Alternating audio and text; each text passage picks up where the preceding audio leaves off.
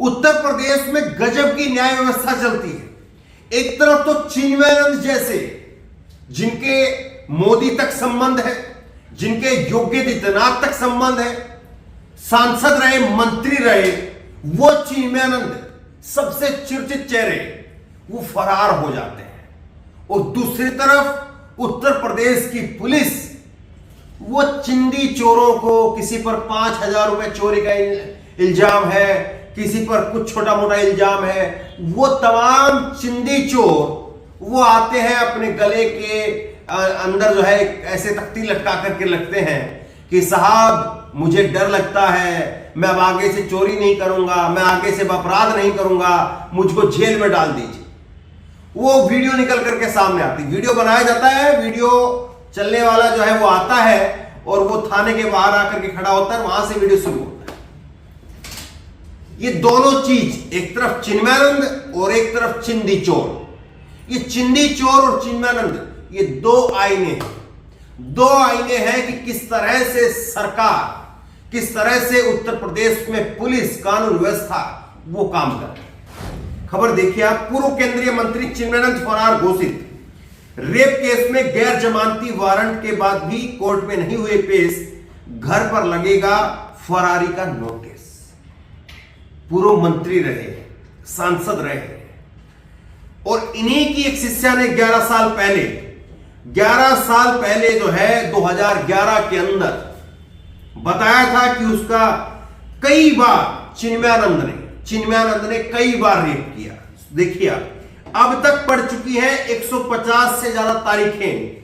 पीड़िता शिष्या के मुताबिक उसकी शादी 29 दिसंबर 2011 को हुई थी। शादी से पहले उसके साथ आश्रम में ही स्वामी चिन्मयानंद ने कई बार रेप किया। शाजापुर के दर्ज होने के बाद में पुलिस ने 2012 में चार्जशीट दाखिल की थी। 11 साल पुराने केस में अब तक 150 से ज्यादा तारीखें पड़ चुकी हैं, लेकिन पीड़िता को न्याय नहीं मिला। अब इस मामले में आप कहेंगे कि योगी आदित्यनाथ की सरकार क्या कर रही है, क्योंकि योगी आदित्यनाथ की सरकार तो वो कहती है कि ढेर कर देंगे। योगी जी खुद ही कहते हैं कि चौराहे पर ही ढेर कर देंगे, लेकिन इस मामले में चौंकाने वाली चीज है, देखने वाली चीज है और आगे लोगों को बताने वाली चीज है। क्या है देखिए, मैं आपको दिखाता हूं सरकार इस मामले में क्या कर रही है। मुकदमा वापस लेने की यूपी सरकार ने लगाई थी अर्जी। यूपी सरकार ने चिन्मयानंद का मुकदमा वापस लेने की अर्जी लगाई थी।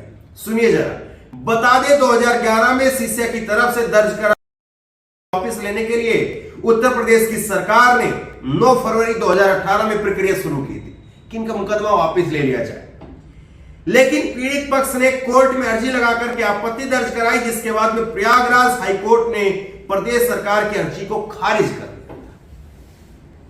ये तो कोर्ट ने खारिज कर दिया, वरना अभी तक तो संस्कार ही बता करके घर ले आते बाबा जी को, कोई दिक्कत नहीं थी, किसी प्रकार की कोई दिक्कत ही नहीं थी, कोई परेशानी ही नहीं थी। लेकिन सोच करके देखिए कैसी चीजें हो रही है, आंखें खुली रह जाती कई बार कि यार ये हो क्या रहा है। चिन्मयानंद फरार। अब चिन्मयानंद जो है वो अपनी उम्र के इस पड़ाव में है, बेचारे 11-12 साल से मुकदमा भी झेल रहे हैं। सच्चा है या झूठा है वो तो चिन्मयानंद खुद जानते हैं। कानून किसी को बताए उससे पहले तो इंसान को पता होता है ना कि मैंने सच्चा हूं या झूठा हूं, और चिन्मयानंद को खूब मालूम। अब सवाल यही उठता है कि चिन्मयानंद इस हालत में वो खुद तो भाग करके गया नहीं होगा, कोई गाड़ी वाड़ी बैठा करके लेकर गई होगी, कहीं से कोई जो है वो सगे संबंधी चाहने वाले आए होंगे, वो बैठा करके बाकायदा तौलिया वगैरह बिछा करके तब लेकर के गए होंगे। सोच के देखिए, कहीं पर नहीं रोका गया, कहीं पर रुका नहीं या कहीं पर चेक किया नहीं। सोचिए जरा इस बात को। या किसी खास ने अपनी गाड़ी आगे लगवा करके तब उसको कहीं पर पार करवाया है। सवाल सारे ये है।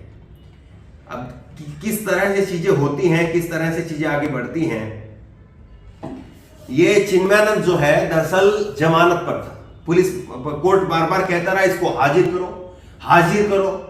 इसके जो वकील थे वो बार बार कहते रहे कि साहब उनकी हालत तबीयत ठीक नहीं, लेकिन कोर्ट अड़ गई। कोर्ट ने कहा कि 30 नवंबर को हर हाल में चिन्मयानंद को जो है वो पेश होने का आदेश दिया था, बीते 30 नवंबर को। लेकिन उसके बाद में चिन्मयानंद पेश नहीं हुए और पुलिस अब तक चिन्मयानंद को गिरफ्तार नहीं कर पाई। अब जो है 30 नवंबर से और 17 दिसंबर आज है, ये 15 दिसंबर के आसपास जो है कार्रवाई हुई होगी। तो आप ये सोचिए कि कोर्ट जब वहां पर पेश होने की आखिरी तारीख निकल चुकी थी, उसके 15 दिनों तक भी किस बात का इंतजार। अभी भी कहा जा रहा है कि उसके घर के बाहर नोटिस लगेगा, फरारी का लगा नहीं है। ध्यान देने वाली बात है, लगा नहीं है। 15 दिन का अगर कोई और होता तो 15 घंटे का इंतजार नहीं होता। आजम खान का मालूम है, आजम खान एक तरफ सजा याफ्ता हुए और दूसरी तरफ विधायकी गई।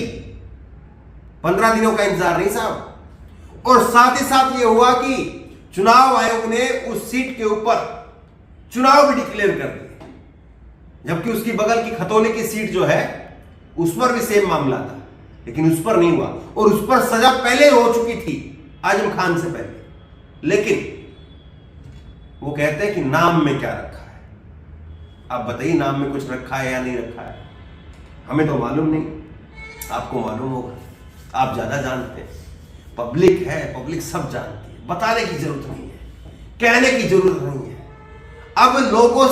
अब लोग जो है वो सरकार किसी मुगालते में रहे, कोई बड़ा बड़ा अधिकारी है, बड़ा अपने आप में कोई पत्रकार, वो कितना ही अपने आप में 30 मार्का बना रहे, लेकिन लोग सब जानते हैं कि कितना कौन बनावटी है और कितना कौन सच्चा है। कोई कितनी ही फीकी मुस्कान, कितनी ही कैसे कुछ भी अपने चेहरे पर नकाब ओढ़े रहे, लेकिन लोगों को पता है। आप खुद बताइए, अपने दिल से बताइए कि चिन्मयानंद फरार हो गया या चिन्मयानंद को फरार करवाया गया। और अगर चिन्मयानंद जैसा शख्स फरार हो जाता है और पुलिस हाथ पर हाथ धरे बैठी रहती है, तो चिंदी चोर आखिरकार किस तरह से आ जाते हैं। या चिंदी चोरों को ला करके अपने तमगे लगाए जाते हैं, वाहवाही लूटी जाती है, चिन्मयानंद जैसे को फरार करवा दिया जाता है। क्या उत्तर प्रदेश की कानून व्यवस्था की सच्चाई यही है? आप क्या सोचते हैं? सवाल बड़ा है। अपनी राय नीचे कमेंट बॉक्स में जरूर दीजिए। इस वीडियो को खूब शेयर कीजिए और इसी तरह तमाम खबरों के लिए ऑनलाइन न्यूज इंडिया को सब्सक्राइब कीजिए। धन्यवाद। इस खबर को अभी लाइक करें, शेयर करें, अभी चैनल को सब्सक्राइब करें और घंटी जरूर